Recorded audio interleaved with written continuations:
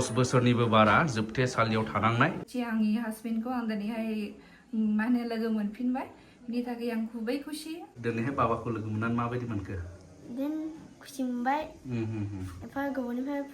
आं माबाखौ लोगो मोनबाय बेखौनो खुसि मोनदों लालाय गामिनि जोंनि आदा आइ रोमैलु जोबथा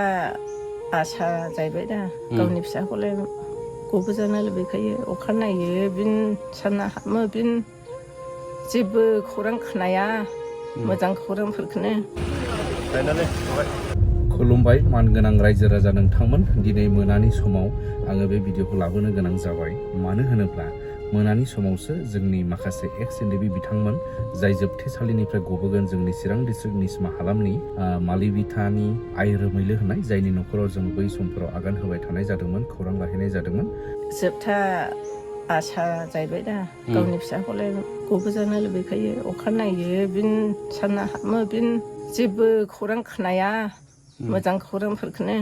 बे मोजां खौरांखौनो नेबाय दंमोन नैबे सासे बर'नि दावहारुनि बिमा बिफाया बे मोजां खौराङानो जाहैबाय जोबथेसालिनिफ्राय उदां जानाय बियो दिनैहाय माने जोबथेसालिनिफ्राय न'आव फैनाय बेखौ आं नोंथांमोनजों शेयार खालामनो नागिरदों बेबायदिनो न'खरनि मानसिफोर गामिनि मानसिफोर जाथि भागिफोर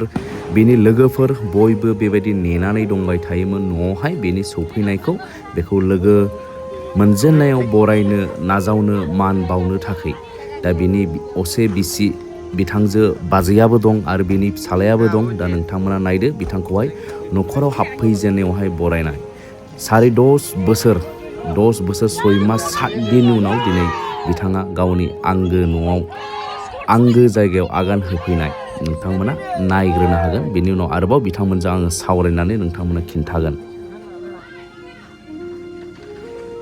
नैबे गथ'आनो जाहैबाय बाबुआ बेनि असे फिसाज्ला आदा आइ रोमैलु बिथांनि आरो नैबे उनाव थानाया जाय आर'नाइ सोबाय बे जाहैबाय बेनि आंगो बिसि बाजै नायदो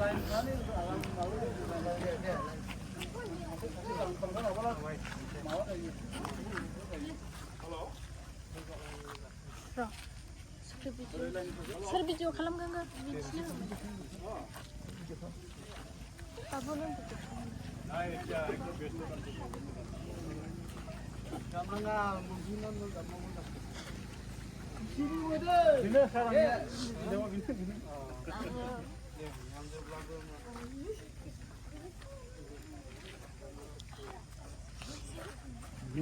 Nyerzoni.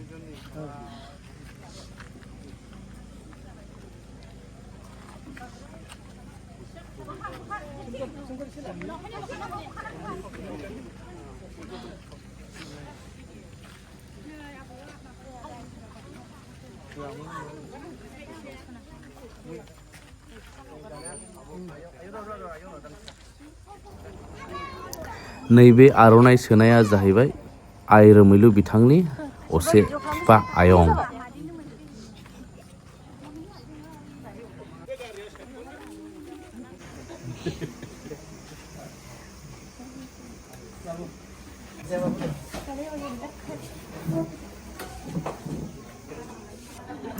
बे जाहैबाय नै आइ रोमैलु बिथांनि असे बिमा बेखौबो आर'नाइजों मान बावदों इउनाइटेड फराम अफ एक्स-NDFB नि बिथां सार नाइसोरां आरो नैबे आयंआ जाहैबाय जायखौ आर'नाइ सोदों बे जाहैबाय बिफा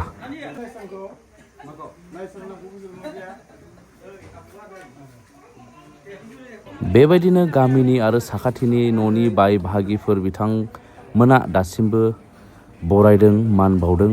नाजावनानै लादों लोगो मोनदों गोबाव बोसोरनि उनाव मोदै बोहैदों नोंथांमोना नुगासिनो दङ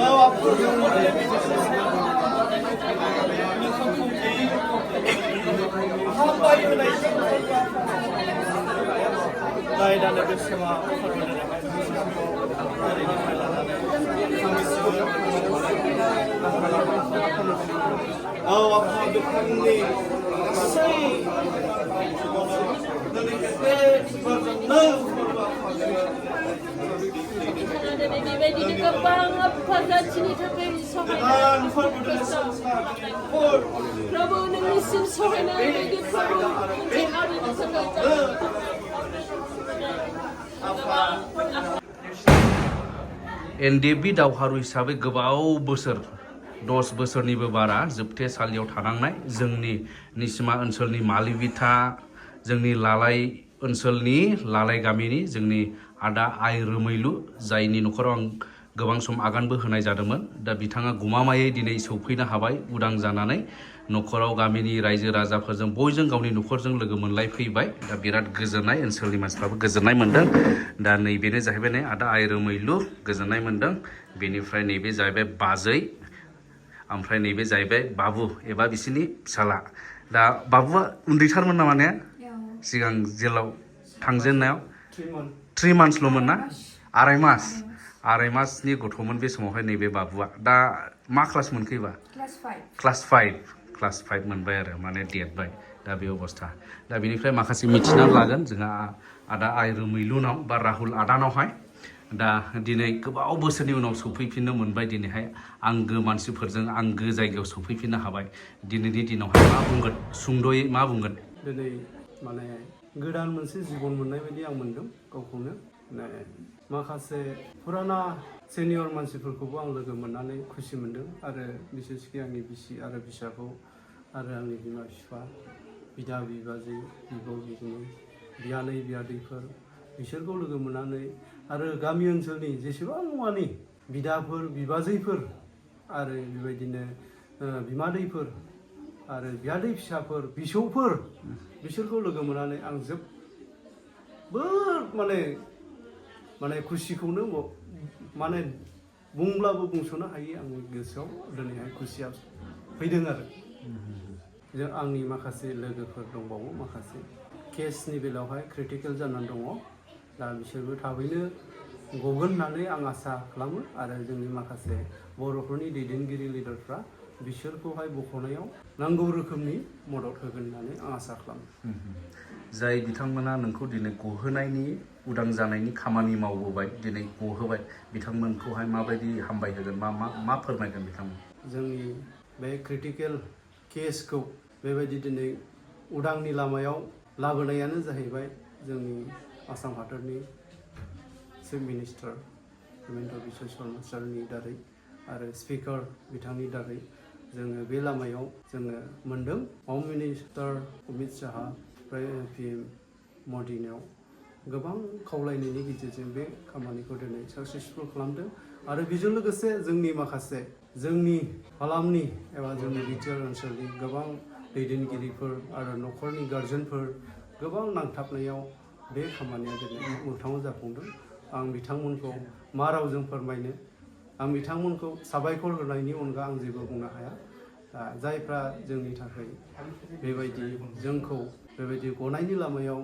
बेबायदि गोसो गुदुङै जोंखौ मदद होबाय बिथांमोनखौ आं माब्लाबा बावनो हाया लोगोसे आंनि जेसेबांनाखि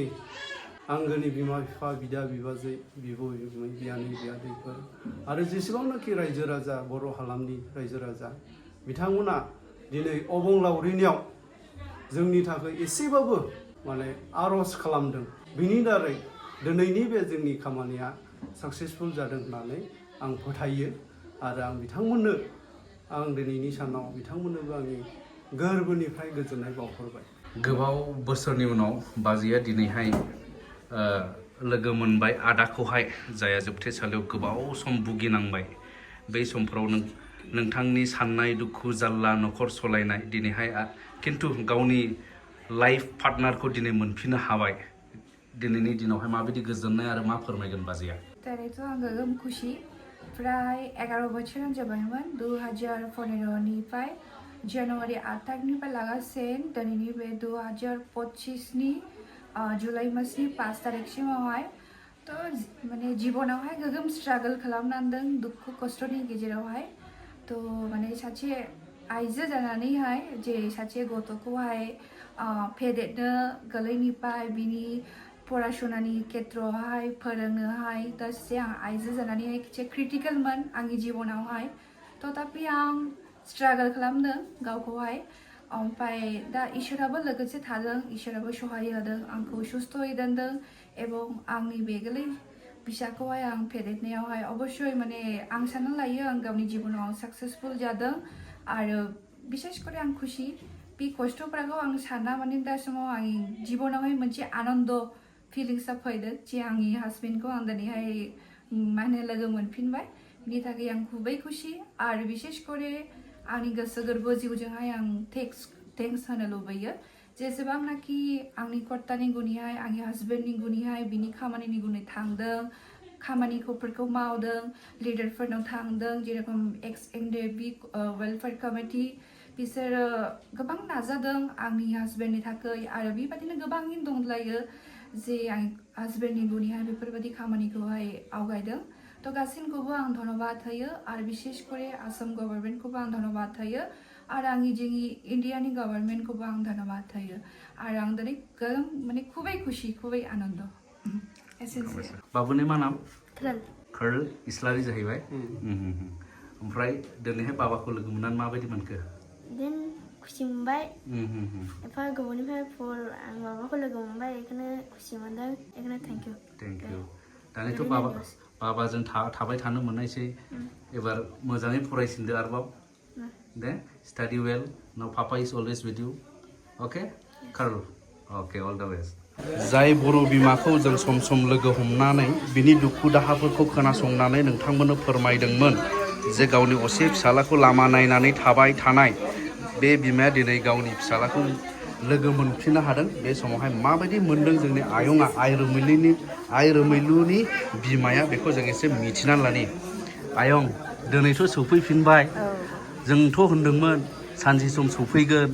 आसा खालामनानै था होनना दिनै सौफैमारबाय ओमफ्राय दिनै माबायदि मोनखो लोगो मोनना मोजां मोनबाय दुखु दाहा खालामबाय थायोमोन थानाङोमोन दा बे दुखु दाहाफ्रा जोब्बाय आयं दिनैथ' लोगो मोनबाय सौफैबाय माबायदि मोनखो खुसि मोनबाय बिराद खुसि देहाफ्रा स्रांसिन मोनदों ना मोनाखै बेमार आजारफ्रा राखांबाय दा राखांबाय दे